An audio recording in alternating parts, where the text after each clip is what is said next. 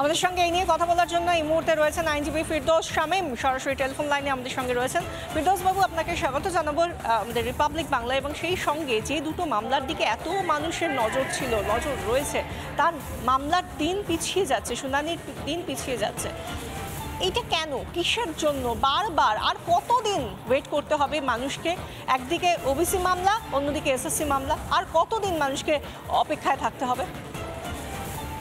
দেখুন, যে school service কমিশনের যে মামলাটি ছিল, সেই মামলাটি এর আগের দিন দুজন বিচারপতি, প্রধান বিচারপতি সহ অপরজন যে বিচারপতি শুনেছিলেন সারা দিন।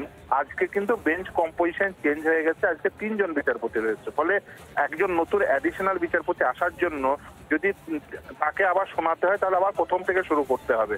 ফলে কারণ তিনি এর আগের দিনের আর্গুমেন্ট শুনেননি।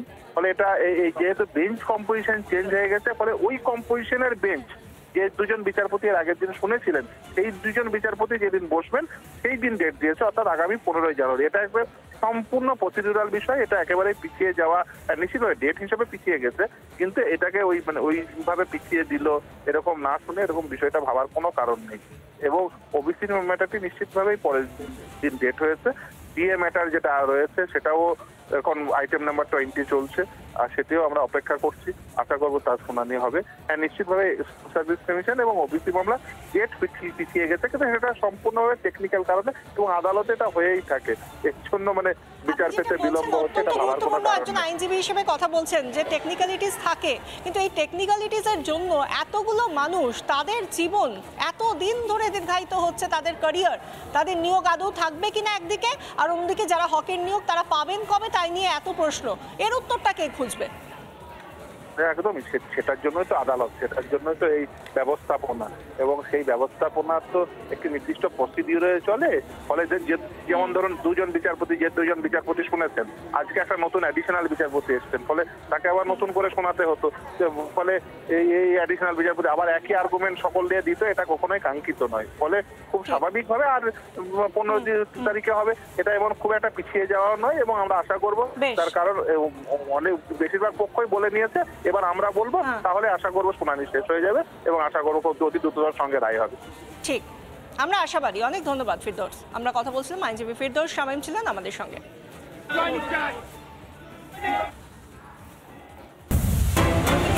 আমরা যে খবরের দিকে নজর রাখবো, আবার বাঘের আতঙ্ক জঙ্গলমহলের বাঁকুড়া, পুরুলিয়া আমরা দেখেছি। সেখানে আমরা দেখেছি যে যেভাবে জঙ্গলমহল মাতিয়েছিল বাঘিনী, কিন্তু এবার আবার সুন্দরবনের মইপিঠ, সেখানে এবার বাঘের আতঙ্ক। বাঘের আতঙ্ক। গতকাল থেকে আতঙ্কে মইপিঠের বাসিন্দারা। সকালে বন দফতরের কর্মীদের ঘিরে ধরে তারা বিক্ষোভ দেখান। আতঙ্কিত এলাকাবাসীর বিক্ষোভ। গতকাল বাঘের পায়ের ছাপ দেখেন গ্রামবাসীরা। কিশোর মোহনপুর গ্রামে পাওয়া যায় বাঘের পায়ের ছাপ। গ্রাম সংলগ্ন জঙ্গল ঘিরে রেখেছে বন দফতর। আমাদের সঙ্গে এই মুহূর্তে রয়েছেন সরাসরি এই এলাকা থেকেই রয়েছেন আমাদের প্রতিনিধি রাজু। সকাল থেকে যে ছবিগুলো তুমি তুলে ধরছিলে, যে বন দফতরের কর্মীরা তারা লাগাতার চেষ্টা চালিয়ে যাচ্ছেন যাতে মানুষ যে জায়গাগুলোয় থাকেন সেই জায়গাগুলোতে নিরাপত্তা রাখা যায়। এখনো পর্যন্ত কি পরিস্থিতি? আতঙ্কে রয়েছেন সাধারণ মানুষ?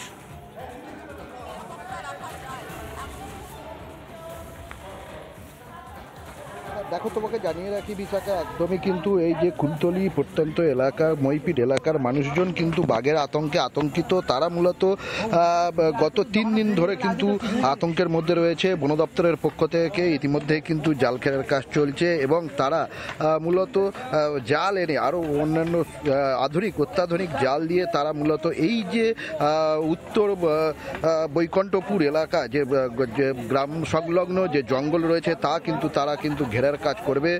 এছাড়াও এখানে কিন্তু বন দপ্তরের আধিকারিকরা রয়েছে, রেঞ্জার অফিসার এবং এডিএফও অনুরাগ ঠাকুর সহ অন্যান্য বন দপ্তরের আধিকারিক এবং মইপিঠ কোস্টাল থানার আধিকারিকরা রয়েছে। তবে গ্রামবাসীরা তারা কিন্তু ইতিমধ্যেই কিন্তু আতঙ্কিত হয়ে রয়েছে, যেহেতু গত 3 দিন ধরে, অর্থাৎ পরশু বা গতকাল এবং আজ, এই নিয়ে কিন্তু তারা রাত্রে বাইরে বেরোতে পারছে না, আতঙ্কের মধ্যে দিন কাটছে।